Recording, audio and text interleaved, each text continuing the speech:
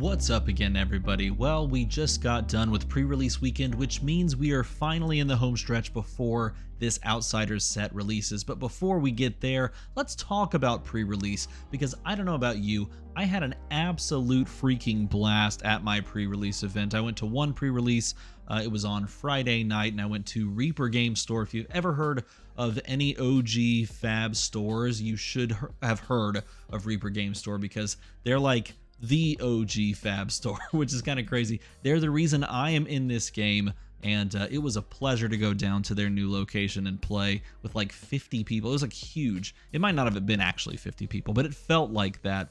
And I came away with a lot of fun times and a lot of hot takes. So today I'm going to share 5 of my hot takes in varying degrees of hotness, and I want you to respond in the comments down below with either your own hot takes for this limited format, both sealed and draft and outsiders, or also your rebuttals to my hot takes. If you think I just need to cool it down, let me know in a comment below, but if you think I'm right on and I should just crank the heat up, then let me know that as well. First off, before we get too far, if you want to make a number climb slightly higher, cool kids press red buttons and make this number go up and make me do the extra work of pressing in the number each and every video. And the really best people are those that support on Patreon, because they mean that I can like make cool altar cards and then print them and then send them to people and make cool playmats. So those people make the world go round. All right, first things first, we're going to start off with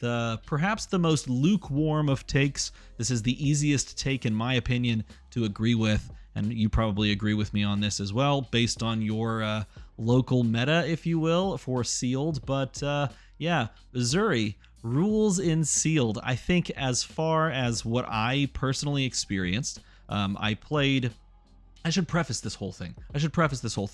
I played 4 rounds of sealed for my pre-release, okay? And pre-release was built sealed all around the world. So if you played 3 rounds, 4 rounds, maybe even 5 rounds, it was most likely in sealed, right? I played 4 rounds of sealed, and I chose to play a different hero every round with my sealed pool. So I started off as Benji. I lost as Benji, unfortunately. I then moved on to, what did I play second? I played Uzuri second, and I won with Uzuri. And then I played Arachne third, and I won with Arachne. And then I played Riptide fourth, and it was a bit sketchy, but I won with Riptide as well in a wonderful little fatigue match where I pitch stacked, which is pretty cool. And in playing all of those and having the experience of playing all of those, I personally found that Uzuri was quite easy and comfortable to just do the old switchblade thing and swap out big attacks for small attacks, and it just makes your opponent have a hard time. So I feel like the consistency of being able to swap in a big attack, and even if that big attack doesn't have something super scary as an on hit, just bringing in something that hits for 6 and makes a ponder token, or hits for 5 and makes a ponder token, or hits for 6 and removes abilities, like all of these swap ins, you're essentially just guaranteeing extra stats unless your opponent wants to give up a card, and that is really good for you in the long game because you just win in the long game in that case. And so because of that, it is fairly straightforward to build Uzuri and fairly successful to build Uzuri in sealed. That is the lukewarmest of takes, because now we go on to what some might consider the spiciest of hot takes. While Uzuri rules in sealed, I truly think Azalea is going to be the top of draft pods. I feel like when you sit down, if you are not considering taking away powerful arrow attacks from a possible Azalea drafter, a good Azalea player getting their own pick of the litter for draft, like picks and good arrows and pumps galore, can sculpt and craft a deck that is just going to destroy people. The consistency that you get from Uzuri is going to be very tantalizing in draft, and there's going to be good Uzuri decks. I think there's going to be good Arachne decks. I even think there's going to be good Riptide and just ninja decks in general, but I do think that the ability to sculpt an Azalea deck that can almost guarantee, but not really guarantee, but almost guarantee dominate off the top in the late game, or just at key times when you want to push some scary on hit.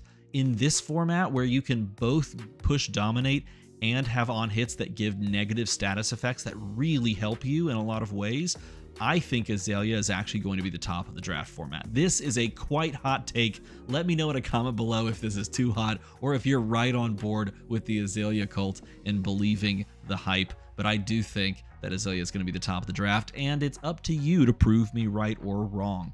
Next up, frailty tokens. Interestingly enough, I feel like, and I left a comment on my sealed starter, like pre-release video. If you watch that starter guide video, I hope it helped you feel more comfortable going into your pre-release, just knowing the process if you're new to the game, or just in general knowing how this is all going to function and what cards and what things you're looking for. I mentioned in the comments that frailty tokens should be the second best token as far as the 3 that are created. I think inertia in sealed and in just limited in general, so draft, has its place, but is a little less powerful than what frailty tokens can do based on the format, because you are guaranteed to have some form of disruption with frailty tokens falling on your opponent's hero, because they're either ranger playing out of the arsenal, or they are a hero that plays with 2 daggers, and so you're getting value no matter what with a frailty token. Of course, with Bloodrot Pox being a free basically 2 damage, being the top and most universally believed to be the best, but frailty tokens could be the best. And I do think it is matchup dependent, but perhaps not terribly matchup dependent. But if you are playing as a ranger, for example, and you have the ability to slow down your Arachne opponent, for example, to keep them from going Spider's Bite, 3 attack with Go Again, that was stealth, of course, and then something else, to instead say, okay, well, your Spider's Bites cost 2, but they do no damage to me and no hit effect. And if you wanted to play that card from Arsenal, it's now a 2 instead of a 3, or a 1 instead of a 2 with some random on hit that I probably don't care about. That can save you at least 3 points of damage and 3 points of value. Not to mention if that, allows you to advantageously block with a 2 block from your hand and stop an on hit that you would have had to give up a different card for. So the value from a frailty token can actually climb quite high. And in a lot of ways, you could consider a frailty token stopping 2 daggers the equivalent of, your opponent pitching a blue to defend 2 damage from Bloodrot Pox. So there's some interesting, theories that you could go into about which is more valuable, but honestly, frailty tokens could actually be the best token in Limited. Let me know what you think is the best token in a comment below, because I am quite curious to see how people take this one specifically. Next up, and this is one that I think people are gonna not agree with me on. They're gonna not, it's okay if you don't agree with me. Look.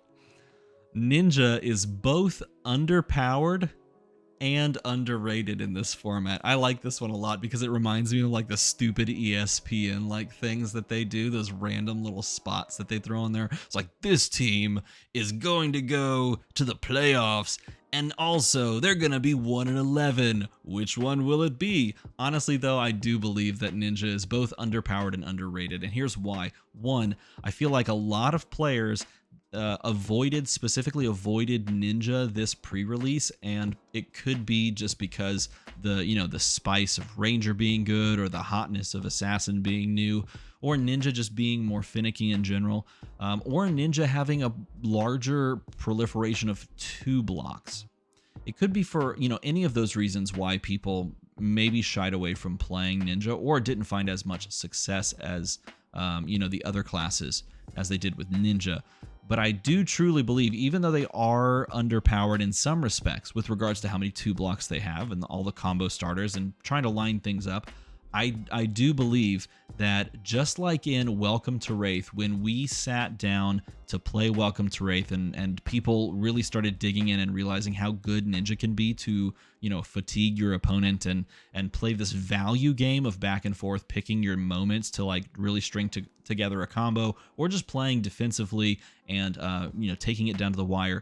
Ninja has that capability, and it is easier to pitch 0 cost blue cards, like a single card, and swing 2 Kodachis and then follow up with 1 card, than it is to do the exact same play pattern in Assassin with 2 daggers, because they have to pay more for it, keep more cards in hand to swing both, and you're getting more value. So I do feel like Ninja is going to find a very real place in this sealed and draft meta.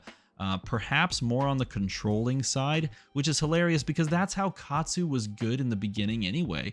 Katsu like made his waves by being controlling, by being very efficient, and by playing to an end game that ended with you being essentially Kadachi locked, which is a term that basically meant every card in your hand had to go to blocking Kadachis and then the subsequent attacks until you ran out of cards. And I think that is a real play pattern that we might be able to see come to fruition, perhaps not as easily with all the 2 blocks, but come to fruition nonetheless in this format.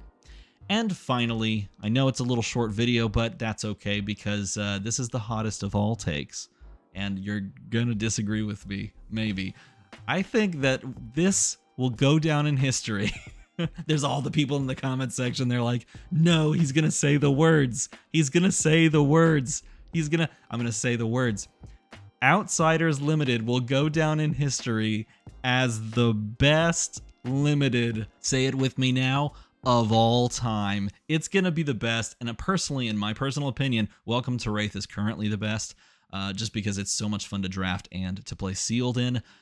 I think Outsiders may go down in history and be remembered as the best limited experience based on, and I'll tell you my reasoning why, based on the complexity and yet simplicity of the set and of the format. Like if you sit down at Sealed and you open up your packs, you can literally, and this is something that I just messed around with myself, you can literally just take all of the class cards, essentially, that you pull for a specific class, put those together and pick like the generics of a specific type, if you will, like all of the ones that benefit you if you can swap them in, and just throw them into a deck, and you can have a functional playable deck. So if you're a newer player and you're not quite sure what you're doing, you can still play this format.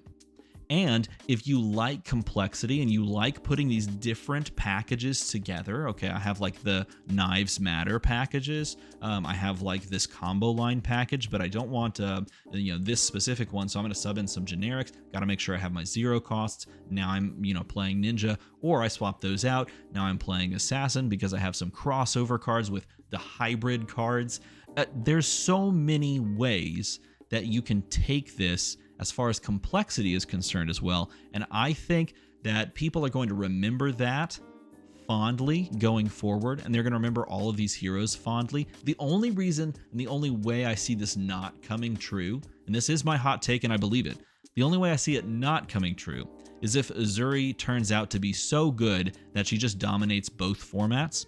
And if that is the case, if Azuri's just the best hero across both Sealed and Draft, then it will, in my opinion, feel a lot more like Tales of Aria, where Briar just felt kind of cracked, and the Sealed format wasn't as fun for Tales of Aria, in my opinion, my personal preference, than any of the other formats. So that is the only way I see this not turning out like this. Let me know in a comment below if you hate that I said this very next set will be the best of all time. Let me know in a comment below. Or tell me what you think is going to be the best limited play experience in history of this short history of Flesh and Blood. But those are my hot takes.